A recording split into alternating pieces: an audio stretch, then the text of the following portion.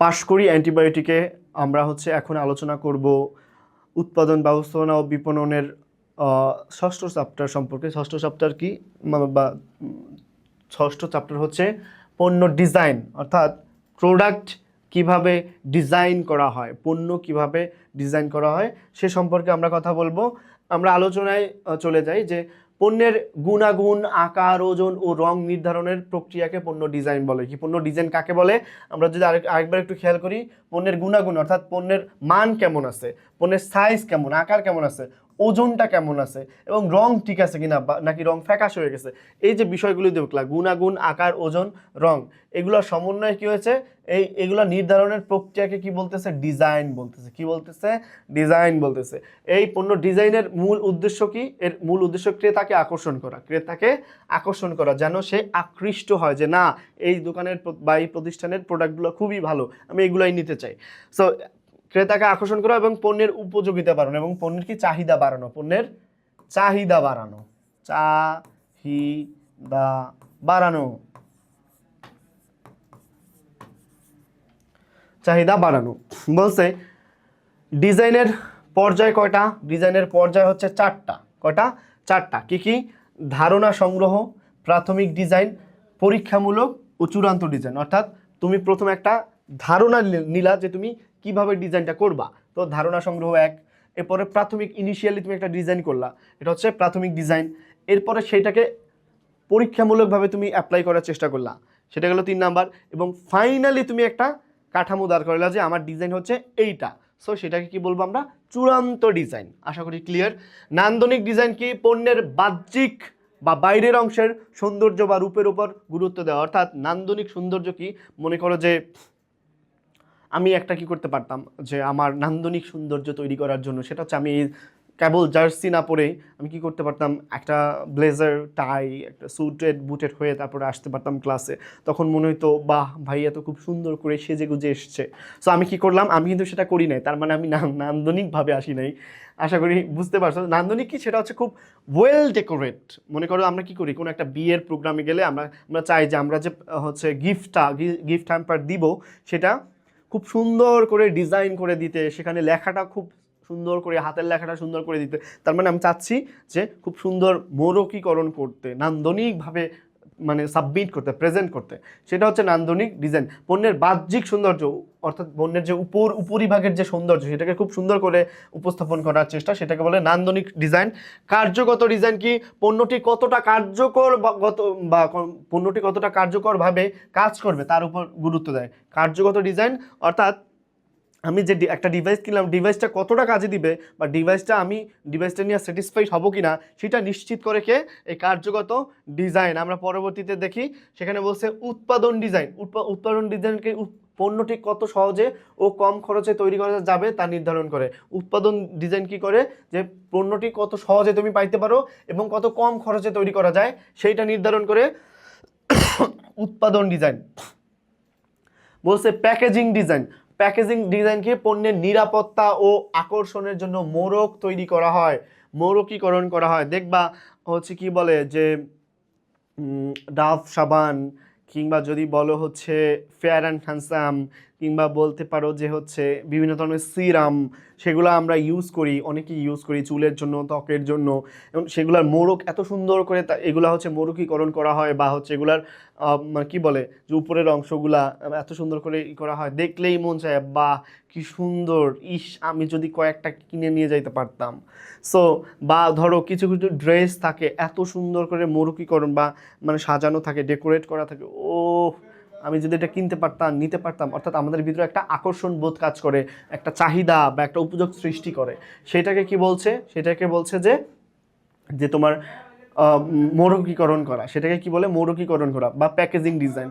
CAD, computer aided design. কম্পিউটারের সাহায্যে নিখুঁত যে নকশা করা সেটাকে বলে সিএডি, কম্পিউটার এইডেড ডিজাইন। আশা করি বুঝতে পারিয়াছো। তারপর বলছে প্রোটোটাইপ। প্রোটোটাইপ কি, চূড়ান্ত উৎপাদনের আগে তৈরি পণ্যের ছোট বা পরীক্ষামূলক নমুনা। নমুনা ইন এ ওয়ার্ড, নমুনা অর্থাৎ তুমি ফাইনালি কোনো একটা প্রোডাকশন যাবা, ধরো তুমি হচ্ছে 500 ছাতা মানে বা ধরো 1000 হচ্ছে তুমি নাইকের জুতো উৎপাদন করবা, এটার জন্য তুমি ইনিশিয়ালি কি করলা, 2-3টা জুতা উৎপাদন করলা যে মান ঠিক আছে কিনা, বা এটা দেখাইলা যে অন্য কোনো একজন এক্সপার্টাইজকে যে দেখেন তো ভাই আমি যে প্রোডাক্টটা বানাইতে যাচ্ছি সেটা ঠিক আছে কিনা, বা কোথাও কোনো সমস্যা হবে কিনা, বা এটাকে আরও কীভাবে সুন্দর করা যায়। সো এই যে তুমি অর্থাৎ ফাইনাল প্রোডাকশনের আগে যে ইনিশিয়াল একটা ছোট একটা পদক্ষেপ নিলা তোমার প্রোডাক্ট দেখার জন্য, বা প্রোডাক্ট কেমন হইতে পারে সেটার একটা ধারণা তৈরি করার জন্য, এটাকে কি বলতেছে, এইটাকে বলে প্রোটোটাইপ। আশা করি ক্লিয়ার। টেকসই ডিজাইন কি, অর্থাৎ যে ডিজাইন করলে তোমার দীর্ঘদিন মনে করো যে তোমার প্রোডাক্টটা ভালো থাকবে, সেটা হচ্ছে টেকসই ডিজাইন, যা পণ্যের দীর্ঘস্থায়ী ব্যবহারের নিশ্চয়তা দেয়। পরে বলছে যে ধারণা সংগ্রহ কি, ধারণা সংগ্রহ, ক্রেতা বা বাজার থেকে নতুন পণ্যের আইডিয়া নেওয়া, অর্থাৎ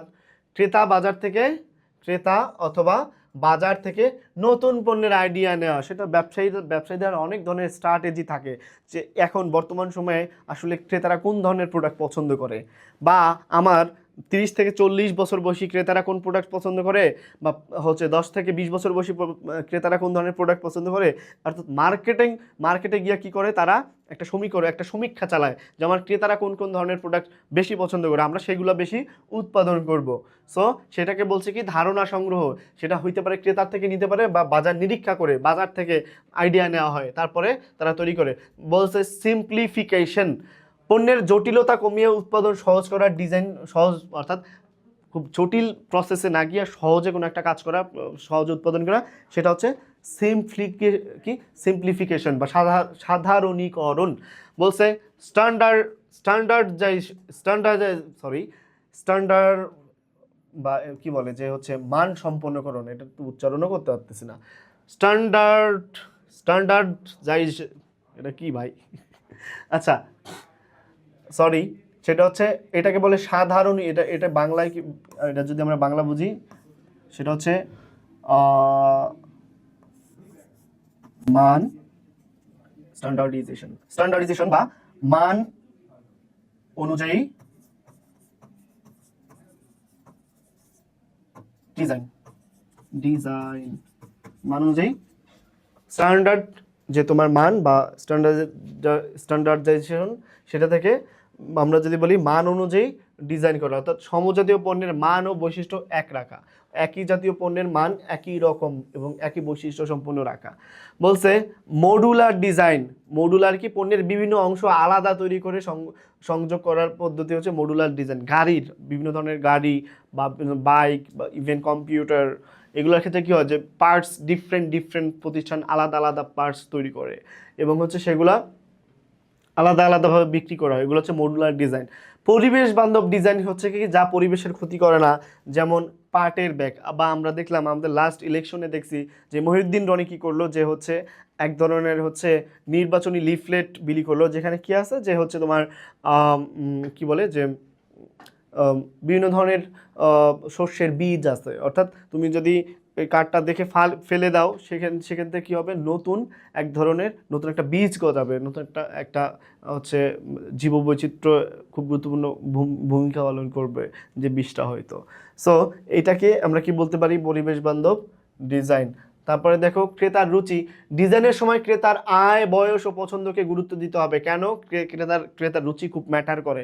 এখন আমার বয়স 26, হ্যাঁ, বা 27, হোয়াটএভার। এখন আমার যে পছন্দ নিশ্চয়ই 40 বছর একজন মানুষের সেম পছন্দ হবে না, আবার আমার যে পছন্দ নিশ্চয়ই 10-15 বছর একটা কিশোরের পছন্দ সেম হবে না, তার মানে ডিফারেন্ট হবে। সুতরাং এই জন্য কী করতে হয় যে ডিজাইনের সময় ক্রেতার আয়, ক্রেতার বয়স এবং পছন্দ, অর্থাৎ তার আয় যদি ধরো এখন তোমার কাছে 40-50 হাজার টাকা আছে, তুমি চাইলে কী করতে, একটা মনে করো একটা হচ্ছে ডেল কিংবা মনে করো একটা এইচপি ল্যাপটপ তোমার দরকার, তুমি কিনে ফেললা। এখন এ টাকা দিয়ে কিন্তু তুমি ভালো একটা ইয়া পাবা না, কি বলে যে একটা হচ্ছে তোমার অ্যাপলের হচ্ছে ফোন পাবা না কিংবা ল্যাপটপ পাবা না, বুঝতে বললাম। সো আয় গুরুত্বপূর্ণ এখানে। আবার বলছে বয়স, যেটা বললাম যে সবার বয়স তো সেম না, 20 বছর যার বয়স, 40 বছর যার বয়স, পছন্দ সেম হবে না, ডিফারেন্ট হবে। আবার এই পছন্দকেও গুরুত্ব দিতে হবে। বলছে মেরামত যোগ্যতা, পণ্য নষ্ট হলে কত সহজে মেরামত করা যাবে সেটা গুরুত্বপূর্ণ। অনেক ফোন আছে যেগুলোর পার্টস সহজে পাওয়া যায় না, আইফোন ধরো সহজে পার্টস পাওয়া যায় না, আবার সিম্ফনি খুব সহজে পার্টস পাওয়া যায়, তার মানে মেরামত যোগ্যতা কিন্তু ওইটার বেশি। প্রতিযোগিতা, উন্নত ডিজাইনের মাধ্যমে বাজারে প্রতিযোগীদের পেছনে ফেলা, অর্থাৎ তোমার যত ডিজাইন উন্নত হবে তুমি তত বেশি বাজারে কম্পিটিটিভ হয়ে উঠবা। ব্যয় হ্রাস করা, সঠিক ডিজাইন উৎপাদনের অপচয় কমিয়ে তোমার খরচ কমাতে সাহায্য করে। নিরাপত্তা, পণ্য ব্যবহারের সময় ক্রেতার নিরাপত্তা নিশ্চিত করার ডিজাইন করা, অর্থাৎ তোমার পণ্য হচ্ছে ব্যবহার করে সে যদি অনিরাপদ বোধ করে তাহলে কিন্তু ভাই বিপদ, তার মানে তোমাকে নিরাপত্তা নিশ্চিত করতে হবে। আমরা একটা এমসিকিউ দেখি যে পণ্য ডিজাইনের প্রথম পর্যায় কোনটা। পণ্য ডিজাইনের প্রথম পর্যায় হচ্ছে, আমরা একদম জানি খুব ক্লিয়ারলি যে ধারণা সংগ্রহ করা। তোমার যদি পণ্যের ধারণাই না থাকে তাহলে তুমি কীভাবে সেটা ডিজাইন করবা। সো আশা করি ক্লিয়ার হয়ে গেছে।